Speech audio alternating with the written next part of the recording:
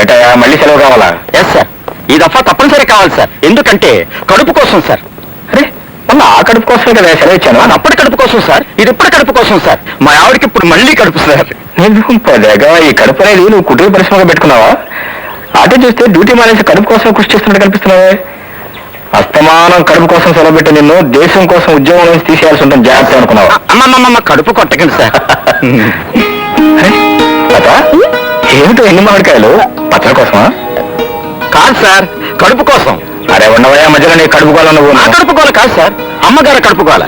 మామిడికాయలు అలా తింటున్నారు అంటే కడుపు కాక మరి ఏమిటి సార్? నిజానా? అమ్మగారు అలా సిగ్గుపడుతున్నారంటే ఖాయంగా కడుపు కోసమే సార్. సి మిస్టర్ కడుపుల సుబ్బారెడ్డి, సార్ ఈ శుభ సందర్భంలో నీ సెలవు గ్రాంట్ చేస్తున్నాను. Thank you sir. పన్నుపని హెడ్ క్వార్టర్స్ కి ఫోన్ చేసి మీకు కూడా ఒక వారం రోజులు సెలవు కావాలని చెబుతాం. కారణం ఇద్దరు ఒకటే కదా సార్, కడుపు కోసం. తన దాకా వస్తేనే కానీ కడుపు మహిత్యం తెలియదుగా మరి. లత ఎక్కడో నువ్వు? ఎక్కలో? ఎక్కలేనా? ఎక్కలెక్కలో?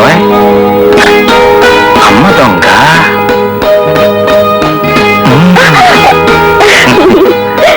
ఏమండి శ్రీమతి గారు, ఇంత తీయటి వారు చెప్పకుండా ఎన్నాళ్ళు దాచారేమిటి? ఆడవాళ్ళన్నీ చెప్పరు, కొన్ని మగవాళ్ళు తెలుసుకోవాలి. కరెక్ట్. హలో, లోపల ఎవరండి? బాబు గారా, పాప గారా, లేకపోతే ఇద్దరునా? చాలండి. చాలండి.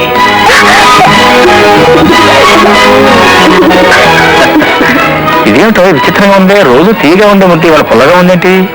ఇక మీకు ముట్టేవి పుల్లటి ముద్దలే. తీయటి ముద్దలని పాప కోసం మూట కట్టించాను. ఆ కట్టిన మూటల్లో చెప్పినప్పుడు కొన్ని కొట్టేస్తుంటాను. You don't worry, I also don't worry. Okay.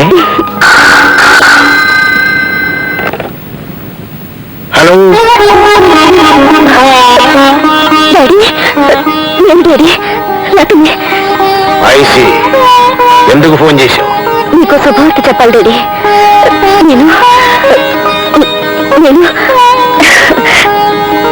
నువ్వు తాతయ్య కాబోతున్నావు డాడీ. డాడీ, తల్లి కాబోయే ఆడదైనా కన్న తల్లి తోడు కావాలనుకుంటుంది. నాకు తల్లైనా తండ్రైనా నువ్వేగా డాడీ. అందుకే నిన్ను చూడాలనిపిస్తుంది. ఒక్కసారి చూడండి డాడీ. సారీ, బిజినెస్ వ్యవహారంలో ఫారిన్ వెళ్తున్నాను, నేను రాలేను. Daddy, daddy. ఏమిటి డాడీ డాడీ అంటున్నావు? మీ నాన్నగారు ఏమైనా ఫోన్ చేశారా? అవునండి, ఆయన మాట్లాడారు.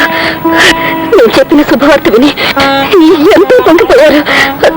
నన్ను తాతయ్య చేస్తున్నావు అని సంబరపడిపోయండి. 2 నెలలో వస్తావా, 3 నెలలో వస్తావా అని అడిగారు. మిమ్మల్ని కూడా తీసుకురమ్మన్నారండి.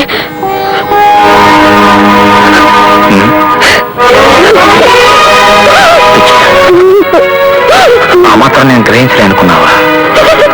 అంతాలు పట్టుదలకు వస్తే ఒక్కోసారి పెద్దవాళ్ళు కూడా చిన్నపిల్లలని ప్రవర్తిస్తుంటారు. వాళ్ళ దగ్గర వాళ్ళని మనం ప్రయత్నించి బాధపడే కంటే దూరంగా ఉంటేనే వాళ్ళకు మనకు మంచిది. నేనేం అడగలేదండి, ఒక్కసారి ఇచ్చి వెళ్ళమన్నాను అంతేనండి. కన్న వాళ్ళకి దూరమైన ప్రాణం ఇచ్చేనే ఉన్నాను. ప్రేమను పెంచే మోగజీవాలు ఉన్నాయి. మేమంతా కలిసి నీ అక్షరం ముచ్చట తీరుస్తాం.